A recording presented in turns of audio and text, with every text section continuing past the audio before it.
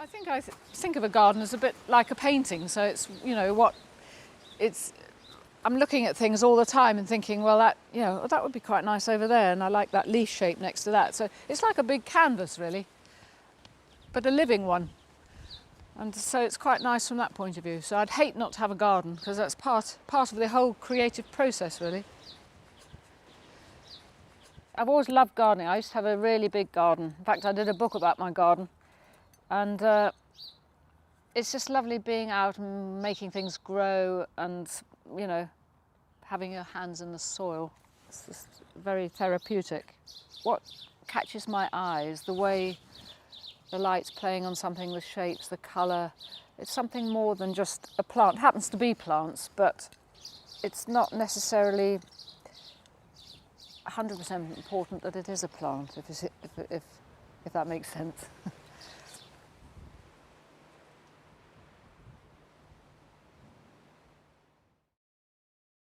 I don't paint really in here because the light's not good enough, but it's a fantastic room to store the paintings. And I have this thing here that I put the paintings on when I'm working on them. So, because you see it completely different when it's up in front of you as when it's on your board. So it's a good thing to be able to put it up there and stand back from it. Things like the negative spaces, things between the plants are very important. And it's very difficult to see it. When you're working here, which is when I'm working on my board, it's too close really, and things that sometimes you look at closely and you think, oh, that looks a bit odd. You put it on the wall and it sort of has a different feel about it. So it's important to keep looking at it up there, and you do see it in a different way. You can usually tell when you've got something, and I think, yes, I'm that sort of work, that's got what I'm looking for. And I think I don't want to part with it. And then sometimes, you know, well, you have to part with it, it's my job. So, but there are some that I really, you know, I would like to keep, I suppose. It's not very often. I mean, I can't tell you why it is that something, it might not be the most spectacular painting, it's just something that has a certain something for me. It might not for anybody else, it's just for me. I love light coming through things. I mean, like in this paintings, which have been backlit, the subjects have been backlit. I like the feel that the one petal, for instance, like here, is shining through from behind. I like that. And I like these sort of bits that are quite strong, and some of the dark shapes and the way the play of the light, really. That's what I like to try and get.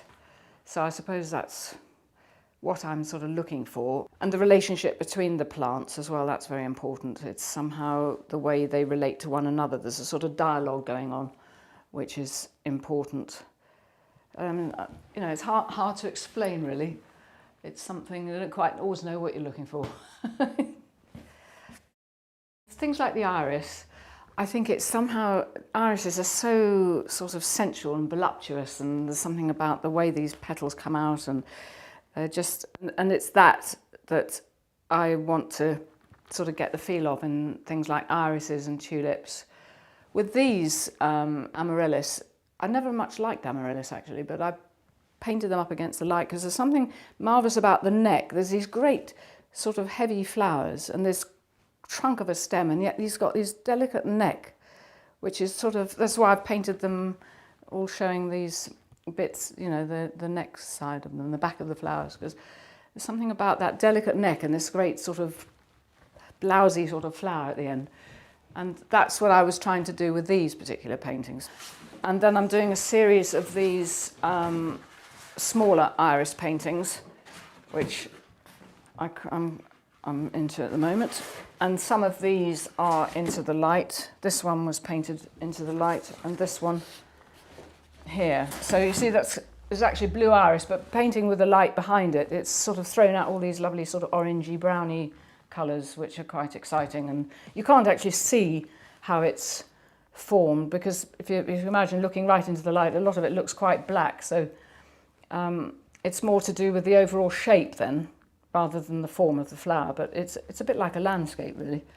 It's not, so it's sort of botanical, but that's not the most important thing. It's to do with the colour and the shape of it. So that's some that I'm doing now. And then I've got, this one is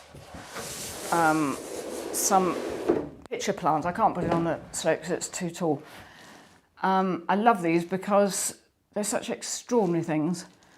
And again, they're sort of not lit directly from behind, but the light's shining through them. So you get, it sort of brings out all these amazing patterns and you know, these colours that you wouldn't see if you just put them in an ordinary light. It's a bit like if things are in sunlight. The sun is so powerful and it just does something else. And so I suppose that's what I'm trying to recreate. It's a sort of sense of strong sunlight. So these are, and the lovely thing about these is that you probably don't notice, but when you see things closely, they've all got these little hairs because they, you know, they eat flies and stuff. The flies go down, but they can't come up again because all the hairs are going that way. So clever, isn't it? So that's, I don't often do them up that way because it's actually really difficult working on them.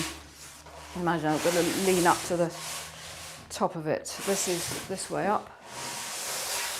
This is a bit different really. I saw this plant in a nursery and it was a Morning Glory and it's just such amazing colours, and they had this huge plant of it and it was just going right up and all over the ceiling, and I just think they're amazing colours. So I painted it. It's not actually the sort of thing I normally do, but I quite like it, and I like these sort of snaky bits here.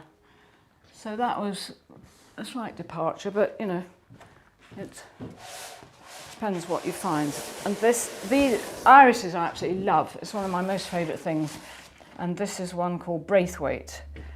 And I'm hoping to do some more irises when they come out. I've got some in the garden, and I love the really black ones, you know, those intense black ones. They're just so sort of erotic, aren't they?